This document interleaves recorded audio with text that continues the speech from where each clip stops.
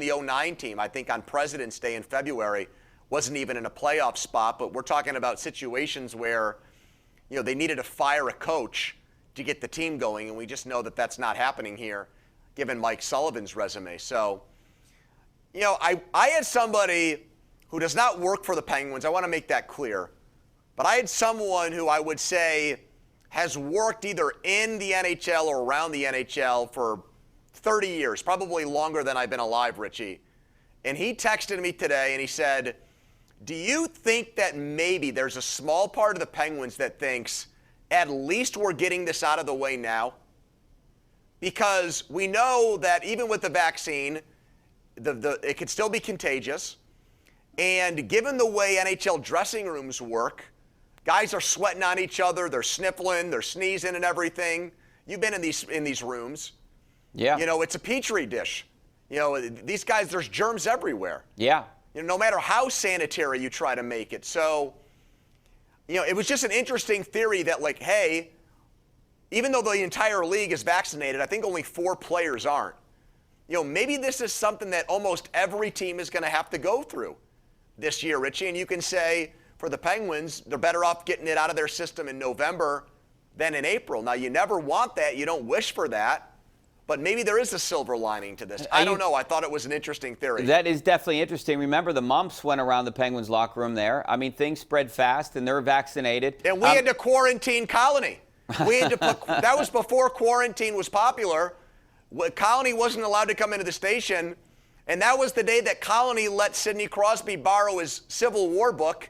And guess what? Sid never gave it back, Rich. He never gave it back. I'm sure if Colony asked for it, he'd get it back. But I remember being in the locker room. I was nervous for a minute about it. I guess the one good thing here, the one bright spot, I like what you're saying right there. Yeah, good thing it's out of the way now, and they're healthy towards the end of the year. But most of these guys are asymptomatic, and you heard Sidney Crosby, mild symptoms. I don't know how severe Mike Sullivan has it, but it seems like it's flu-like symptoms right now. So I think that's the positive of this whole thing. All right, let's go out to the phone lines. We're going to go out to Anthony in Penn Hills. How you doing, Anthony? Hey, Anthony. Yeah. Is the Steelers winning? Is they winning or losing? I have them winning, Pony. I don't know about if you want to give up your prediction now or if you want to wait until the weekend, but my prediction, I'll tell you two now because I have it set for the weekend's pregame show, 20-9. I think they're going to contain. Well, somebody, Justin I heard Fields. a little birdie tell me, and I'm very nervous about this. Is it true that the entire panel made the same pick? Yes, it is. Is it one of those? Well, I don't like that. I hate when that happens. I don't like clean sweeps and low-scoring games. Okay, that makes me very nervous that everyone's on the same page with this one. The line's only 6.5 on the FanDuel Sportsbook. It's not like the Pitt-Duke line on Saturday. It's not like all you guys taking the Panthers to beat the Blue Devils, Richie. I mean, the Blue Devils are awful, right? I mean, Pitt should roll them. They should. But Pitt also should have beaten Miami and not given up 3 touchdowns on 8 plays. Yeah. All right, let's go out to John and Carrick. How you doing, John? Hey, Hi, John. what's up, guys? What's up? Steelers win. They don't cover. Also, Pony and Muller's show is great. I don't know what that old-timer's talking about. Young voices. Well, he's not even American. He's up in Canada, so his rating doesn't even count. Right? No, your guys went through the whole speech thing. The guy's calling from 10 feet down the street. Pony, I do think that you won the whole sandwich draft. No question about it. I was intrigued by your picks. You had first pick, though? I did. I took the turkey club. Yeah, that was a solid first pick. I mean, a turkey sandwich, Richie. I don't know about you. My but go-to growing up with deli packing my sandwiches. own lunch. Yeah.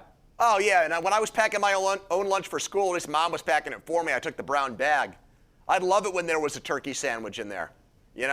Yeah, Turkey Club is awesome. That's kind of my go-to. And I love cheesesteaks. So, I mean, you won me over with the first 2 picks. I don't even know what I don't think I've ever had a pepperoni and cheese sandwich. I didn't really like their draft. So Richie, who does Penn Hills have in the high school football playoffs this Friday? Are they off or are they playing? What's the deal with them? They're playing. They're not bad. They're playing.